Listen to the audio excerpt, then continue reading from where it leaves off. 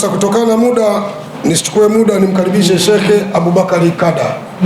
Shekhe Abubakari Kada, dakika zako njoo zitumie, na mchungaji Sayuni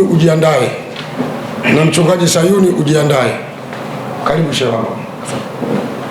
Bismillahirrahmanirrahim. Rabbi shrah li sadri wa yassir li amri wahlul 'uqdatan min lisani yafqahu qawli, amma ba'd. Ndugu zangu, kwanza ni washukuru ndugu maskofu mlioko hapa na ndugu wachungaji na ndugu waandishi wa habari na waumini mlioko wengi hapa, mabibi na mabwana. Nimepata fursa ya kuongea na nyie juu ya machache ambayo yanaikumba nchi yetu. Kwanza mimi nitakazia walipoishia wenzangu. Juzi, nafikiri kama sikosei, mwezi huu tume iliyopewa kazi na rais ilikabidhi ripoti. Ndani ya ripoti ile tume imeeleza wazi kwamba watu waliokufa kutokana na vurugu walikuwa watu 500 waliokufa, lakini kadhalika uharibifu wa mali uliotokea ni mkubwa sana. Takribani sheli zaidi ya 40 zimechomwa moto. Mali za watu, maduka ya watu yameporwa na vikundi vya kigaidi ambavyo wenyewe walikuwa wanasema wanaandamana. Lakini mimi niwaulize swali, hivi mtu anayeandamana anachoma moto sheli, anachoma vituo vya mwendokasi, huyu ni mwandamanaji kweli? Na nataka nikwambieni ukweli, hapa Magomeni wanajeshi walifanya kazi ya kuwazuia watu wasiingie Kariakoo, na pale kwa mkuu wa mkoa walisema inatosha, hapa sasa hamwezi kwenda tena. Hii inamaanisha nini? Wangefika Kariakoo leo hakuna nchi, maduka yote yangepigwa moto, uporaji ungekuwa mkubwa, na walikuwa wanasema wanakwenda feri kulipua matanki ya mafuta ili nchi iparalaizi, ishindwe kujiendesha.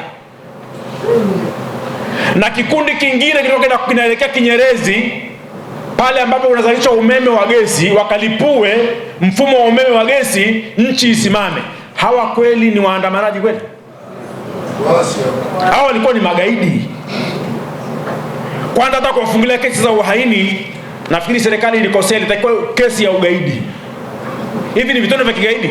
Leo watu wa Mbezi mpaka leo wanapata shida ya usafiri, shilingi 7,000 kwenda Mbezi. Mwendokasi haijarejea katika hali yake ya kawaida. Lakini mimi nataka kusema nini hapa? Nataka kusema hivi, ikiwa Rais Samia amekiri, Dr. Samia Suluhu Hassan amesema kwamba amesikitishwa na yaliyotokea na ni matamanio yake kwamba isitokee tena katika historia ya Tanzania. Amesema, hakusema? Kama amelisema hili, sasa nizamu ya vyama vya siasa, Chadema, nizamu ya askofu au tuseme katibu mkuu wa teki Bwana Kitima, walaani vitendo vya uhalifu vilivyofanywa na makundi ya waandamanaji. Lazima walaani, kwa sababu siku zote nao wanazungumzia upande mmoja, lakini upande huu ushakiri kwamba mahoja yametokea na serikali imesikitishwa. Sasa hivi ni zamu ya ndugu zangu sasa nao wakiri, walaani mauaji. Chama cha Demokrasia na Maendeleo, Chadema, kilani matendo yaliyofanywa na hivi vikundi vya kigaidi. Na kama wasipofanya hivyo, tuna mashaka pengine nao wao walikuwa nyuma haya majambo. Tuna mashaka. Na mimi nasema ile tume, ndio maana rais akasema kwamba ile tume ni tume ya rais, yaliomo yasitolewe nje. Lao yakitolewa nje tutakimbiana hapa. Ile inaitwa Pandora box. Kuna hadithi ya Kigiriki inasema, maana Wagiriki ni wapagani, lakini walikuwa wanaamini hadithi ya Pandora box. Wanasema mwanadamu wa kwanza Kigiriki alikuwa anaitwa Pamotheo, ni kama Adamu, kama simulizi yao ya kipagani, lakini alikuwa na mke wake. Sasa huyo mwanamke wake alikuwa ni mbishi, kama ilivyokuwa kwa Adamu na Hawa. Akaenda akafungua ile boksi. Alifungua ile boksi tu, matatizo yote yakajitokeza, majanga, uizi, ujambazi yakajitokeza. Ndio maana Samia ameamua kuwasitiri. Amesema ile tume ikimwagwa hapa tutakimbiana, kuna watu wamehusika. Tunao ushahidi, watu walikuwa wanakaa Msimbazi wakipatanisha hicho chama kati ya Tundu Lissu na mwenzake wapatane. Kiongozi mkubwa sana wa nyumba ya ibada. Sasa ndugu zangu, kama alivyosema ndugu askofu, kule Kongo kuna dhehebu moja lilikuwa linasimamia uchaguzi wa Kongo, ili mgombea wao washindi anaitwa Fayulu. Sitaji hilo dhehebu kwa sababu hilo dhehebu kule Kongo ni 80%. Lakini matokeo yake Kabila akafanya njama akashinda huyu Tshisekedi. Lile kanisa likawa limefanyaje? Limeshindwa. Sasa ndugu zangu, niseme ukweli, na mimi nitaongea ukweli hapa leo. Tanzania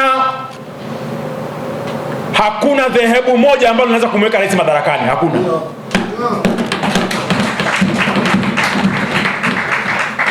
Sisi Waislamu hatuna uwezo huo, wala kanisa moja halina uwezo huo kumweka rais peke yao, haiwezekani. Lazima tuwe pamoja, na hili lazima tuseme ukweli. Mimi niseme hivi, rais aliyepita wa awamu ya 5 ametujengea msikiti mkubwa kuliko misikiti yote Afrika Mashariki. Uongo kweli? Ni Mkristo, alikuwa Muislamu. Aliyekuwa mkuu wa mkoa Makonda, BAKWATA walikuwa hawana ofisi. Hawana ofisi ya kuendesha taasisi zao. Makonda akaenda akasimamiwa ofisi ya BAKWATA imejengwa ya gorofa pale. Makonda alikuwa Muislamu? Alikuwa Mkristo. Acha huyo, Magufuli amejenga msikiti kule Bukoba, amesimamia, na kule kwa Uchato amesimamia. Benjamin Mkapa aliwapatia Waislamu chuo kikuu Morogoro. Mkapa ni Muislamu. Sasa mimi nataka niseme leo, mnielewe vizuri. Sisi Waislamu, kiongozi yoyo, rais yote atakayekuja tutamsupport. Awe Mkristo, awe mpagani, awe mlokole, awe Mwangilikana, tutamsupport kwa sababu ni Mtanzania. Hatutokuwa wasaliti. Tutaungana na kiongozi yoyote ambaye anatawala nchi. Na watu wasifikiri kwamba sisi kusupport haya mambo kwamba sisi labda tunatumika hivi. Kama alivyosema ndugu mchungaji hapa, ingetokea vita tunapigana leo, tungekuwa na hali gani? Siku 5 tu tunalia. Mimi fujo imetokea, ila nilikuwa nayo, lakini shekhe, sehemu ya kula hakuna. Tunalia lia. Sasa leo tena wanaturudisha kule kule. Inawezekana vipi? Na mimi niseme, maandamano si kitu kibaya, yamo kikatiba.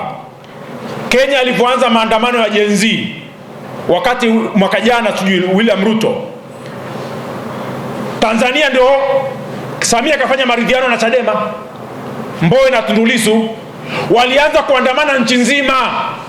Tundu Lissu anaandamana Magomeni, nimemuona na mguu wake anatetemea, anawaambia polisi, polisi wanamsindikiza, anasema nyie ndio mmenivunja mguu, mmenipiga risasi. Polisi wanamsindikiza.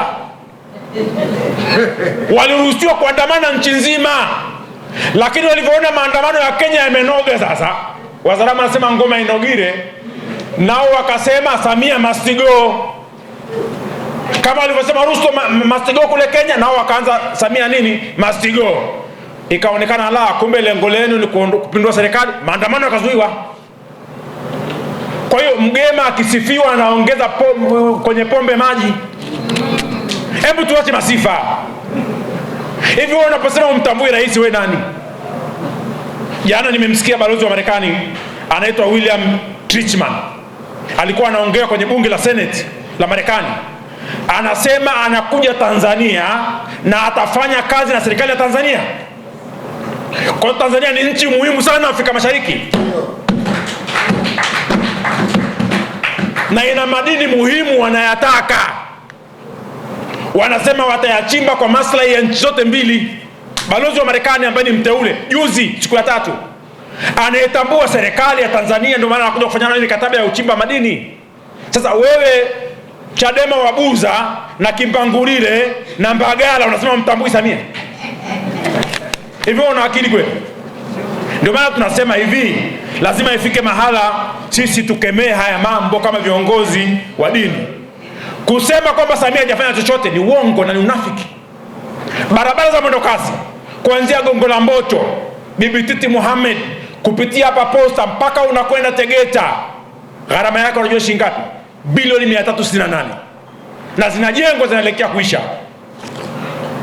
Ile shopping mall iliyoko Ubungo inaitwa East Africa. Gharama yake ni bilioni 520, imeisha na inafanya kazi. Na maduka yanafanya kazi.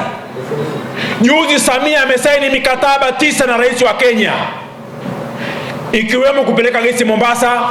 Sisi watu wa kaskazini, maana mimi kwetu ni sehemu moja inaitwa Ugweno mlimani kule, ukienda Moshi kuja huku ni masaa 10. Samia sasa hivi amesaini mkataba na Ruto kuunganisha reli ya SGR kutoka Bagamoyo kwenda Sadani, Tanga mpaka Serengeti kwa Wakuria kule. Kwa mimi nitakwenda Moshi kwa masaa 3.5 kwa treni ya mwendo kasi. Alafu wewe ushakula dona lako na daga chungu, unasema eti Samia hafai kuwa kiongozi. Hivyo wewe unajitambua kweli? Kwa hiyo tunasema kwamba kama alivyosema Sheikh Mwaipopo, Samia ni malkia wa Afrika. Utake usitake. Tumuongeze mama makofi mengine zaidi. Kwa hiyo kwa kumalizia, kwa sababu muda tuko wengi wazungumzaji, niseme hivi kwamba ndugu zangu, tumekusanyika hapa kwa nia njema ya kutafuta amani ya nchi hii na maridhiano. Vijana wetu kwenye mitandao wanatukana sana. Paka yule jaji amesema ametukana matusi simu 300 wanapigiwa Sheikh. Kuna mjinga mmoja ametunga wimbo anamtukana yule jaji. Hamjasikia nyinyi kwenye mitandao? Matusi ya ngoni kabisa anamtukana, eti katunga wimbo na ni Mtanzania mwenzetu, sijui nani anataja viungo vya mwilini. Huna hata aibu Sheikh, unamtungia jaji mtu ambaye ana heshima, amefanya kazi katika mahakama ya Tanzania. Matusi makubwa na ni vijana wetu, alafu unataka misifa. Ukikamatwa leo wazazi wako wanatia huruma. Samia, tunakuomba mama, mtoe mwanangu. Kamata, weka ndani. Tunataka Watanzania wenye akili timamu. Mtu mwenye mamlaka kama alivyosema Shekhe. Namalizia aya ya Qurani. Kuna mtu mmoja anaitwa Nimrod. Huyu Nimrod alikuwa ni mpagani, alikuwa anatawala Iraki au Babylon. Huyu bwana aliishi ndama za Nabii Ibrahim. Alihojiana na Nabii Ibrahim na alijiita Mungu. Lakini Qurani inasema alam tara ila alladhi haja Ibrahima fi rabbi. Je, umemwona yule ambaye amehojiana na Nabii Ibrahim? Walikuwa wanajadiliana. Mada ilikuwa Mungu ni nani? Ibrahim akasema rabbi alladhi yuhyi wa yumitu, Mungu wangu ni yule ambaye anaua na anafufua. Yule mpagani akasema kama ni hivyo hata mimi Mungu ana uhi wa mimi naua na fufua. Akachukua mfungwa mmoja ambaye alimaliza kifungo akamuua. Yule aliyekumua kifo akamwachia huru, akasema hapa nimeua na nimefufua. Ibrahim akasema inna Allaha ya'ti bi shamsi min al-mashriq, Mungu wangu mimi, maana kashaharibu mada ya jamaa. Ibrahim akaama mada akasema Mungu wangu mimi ni yule anayetoa juu ya mashariki na kuleta magharibi. Hiyo ndio nidhamu ya Mungu. Kama na wewe Mungu sasa litoe magharibi ulipeleke mashariki, yule bwana akashindwa. Nabii Ibrahim akaibuka nini? Kidedea. Hii nasema hivi, Qurani imesema huyu mtu Mungu alimpa ufalme, lakini anajiita Mungu, lakini Qurani inasema Mungu alimpa utawala. Samia akapewa utawala na Mungu. Sasa wewe ukiandamana na yebo zako kutoka Tandale, Buza, kwa Mtogole, eti umuondoe Samia, utapigwa. Serikali imewapa mafunzo watu, kuna watu ni komando Shekhe, wanakaa porini tu. Hawana huruma hata kidogo. Wala hawajui siasa. Kazi yao ni kuua tu, wapo. Sasa wewe ukijifanya mjinga eti na wewe unatukana, una kisimu chako cha mkopo, kila siku unalipa shilingi 1,000, utaumia. Kwa hiyo tumesema kwamba sisi viongozi wa dini tutaendelea kutetea amani kwa gharama yoyote ile. Iwe mtatutukana, mtagaragara, mtacheza, lakini tutaendelea kusema amani iwepo. Atuache. Mkisema amepewa bahasha, kwani serikali kwa mfano ingetupa bahasha, kuna ubaya gani? Wewe na kuuma nini? Si wa Tanzania, mbona wabunge wanapewa milioni 20 kwa mwezi? Ikiwa mbunge analipwa milioni 20 kwa mwezi, kumpa share au mchungaji au nani useme amenunua nani ni kosa? Wapewe. Wapi hata milioni 10, 20. Serikali haipati hasara maadamu wanapigania nini? Amani. Wewe acha wivu na roho mbaya. Wazaramu wanasema kisokoro kwinyo.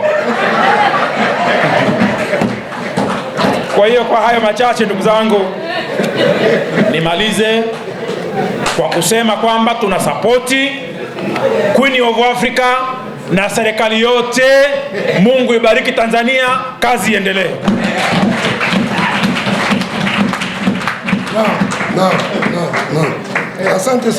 Asante sana Abubakar Kada Sheikh kutoka Kilimanjaro Ugweno kule milimani. Leo amesema sasa kwa haraka, ni kweli kazungumza kweli ndugu zanguni. Mambo ya utawala na toa ni Mungu.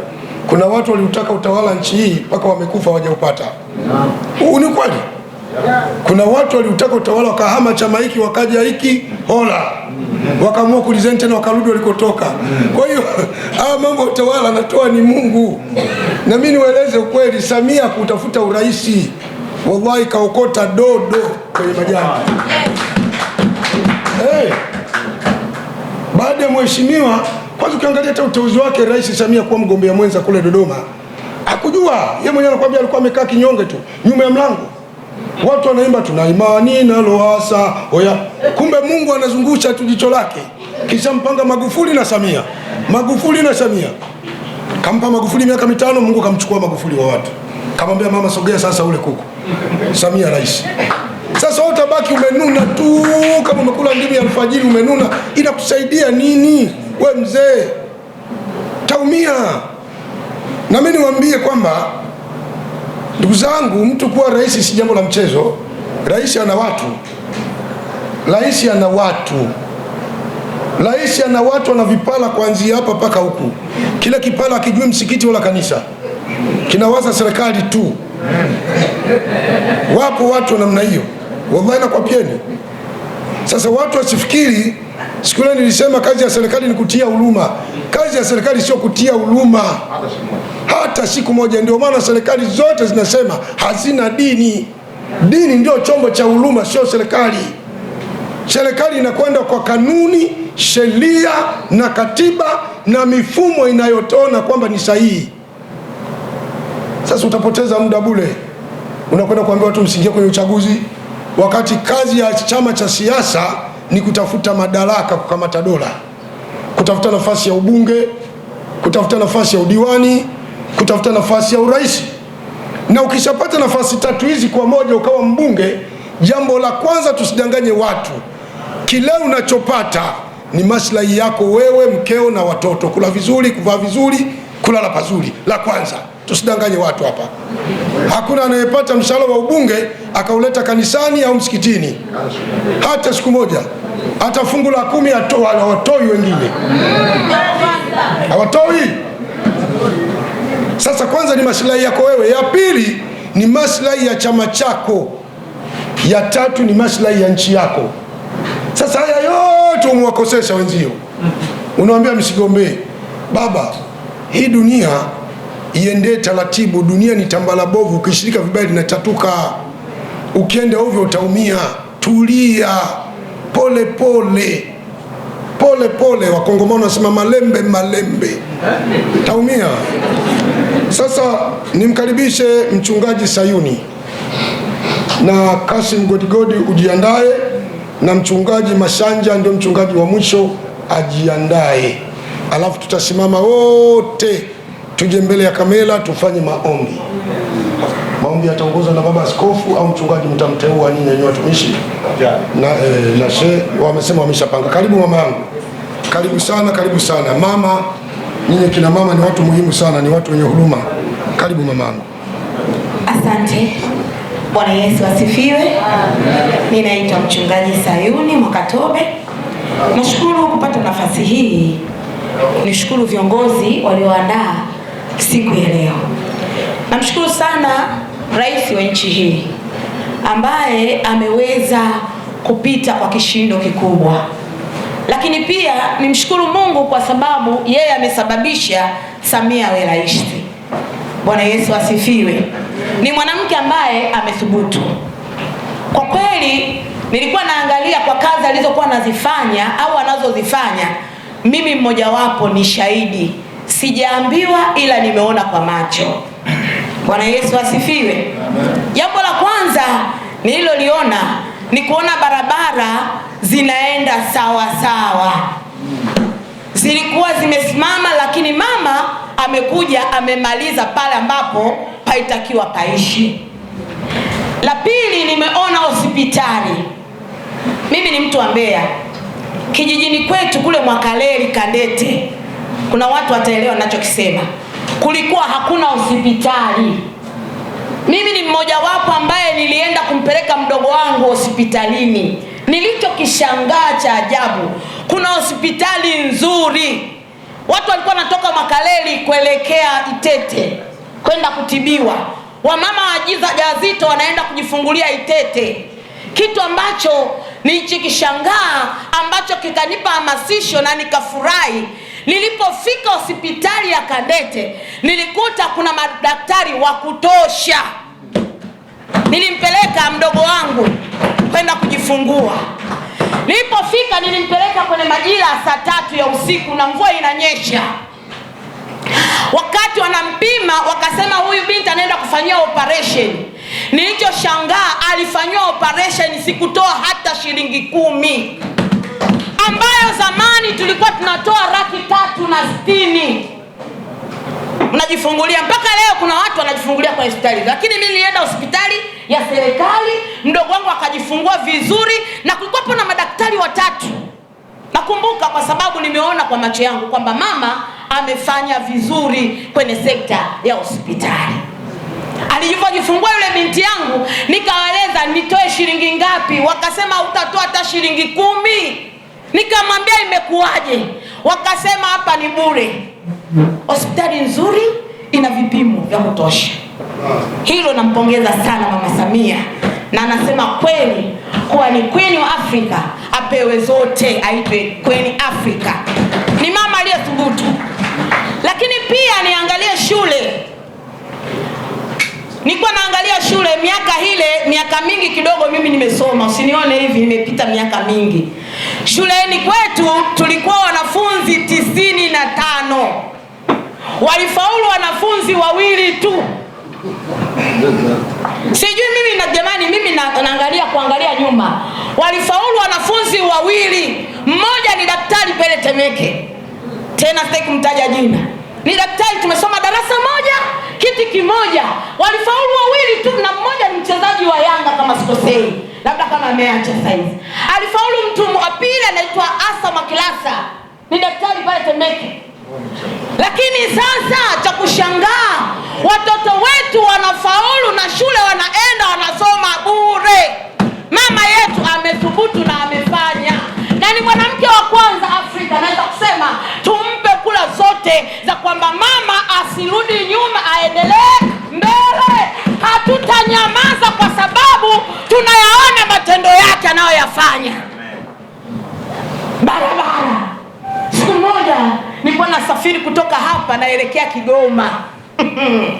Wa Kigoma atanielewa. Nilipanda treni mama. Nilibeba na begi kichwani. Tulipofika Kahama tukapumzika, wakasema kule kuna utekaji, hatuwezi kwenda, barabara ni mbaya.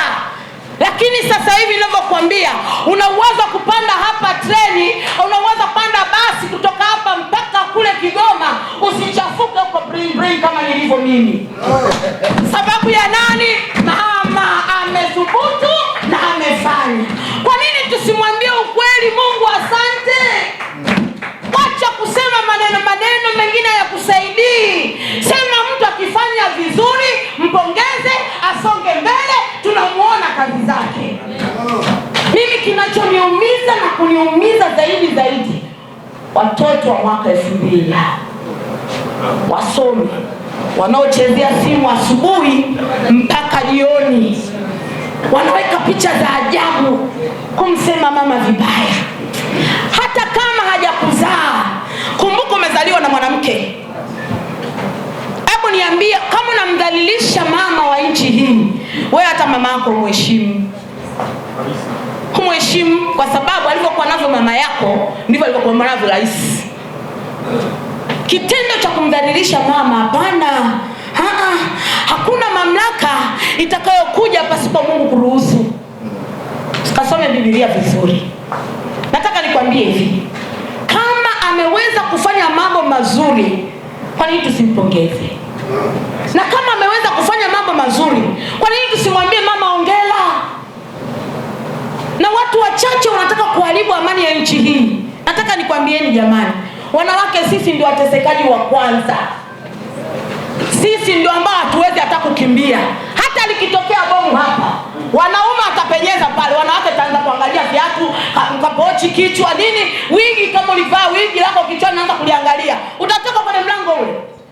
Jamani, nchi yetu tutaendelea kuiombea, na zaidi tuiombee zaidi, tumwombee rais wetu na viongozi wake wanafanya kazi. Kama madhaifu yaliyokuwepo yasikufanye kusema vibaya, tuyarekebishe ili tuendelee mbele. Bado Tanzania itakuwa ya amani tu, hawatakuwepo watu wa kutuvuruga. Nataka nikwambie mama, tunakuhakikishia tutaomba, tutafunga, hata kuwepo mtu wa kutubabaisha. Nchi ni ya kwetu na sisi ni wa Tanzania. Tanzania tusiigwe nizisha vitu vya nje, tusipende kuigaiga. Watu wanaigaiga tu, wana misemo ya ajabu, hawamwogopi hata Mungu aliye hai. Hebu jamani, hatutaandamana. Naomba msiandamane. Waliokufa ni watoto wetu, ni ndugu zetu, ni majirani zetu, na wengine tuliwaambia jamani, msiende wakaenda. Nataka niseme kitu kimoja tu, tukiombea nchi, Biblia inasema mwenye haki wangu akisimama akaomba kwa imani, nchi yetu itapona. Mwenye haki mmoja tu akisimama akiomba kwa ajili ya nchi, nchi yetu itapona. Sisi kama watumishi wa Mungu, mashehe na maaskofu, tuiombee nchi yetu. Tuiombee nchi yetu. Tunaamini kwamba Mungu yupo, anatusikia na atatusikia. Mama asiwe na mashaka, tuko nyuma yake, tutamlinda na tutamuombea. Asiwe na woga, aendelee kupiga kazi mpaka pale itakapokwema basi. Bwana Yesu asifiwe. Bwana Yesu asifiwe. Mama yetu tumishi wa Mungu hapa amesema kwamba hivi anafaa kuitwa queen. Ni kweli, ni mwanamke aliyethubutu. Tumpongeze sana na tutaendelea kumwombea. Mungu awabariki.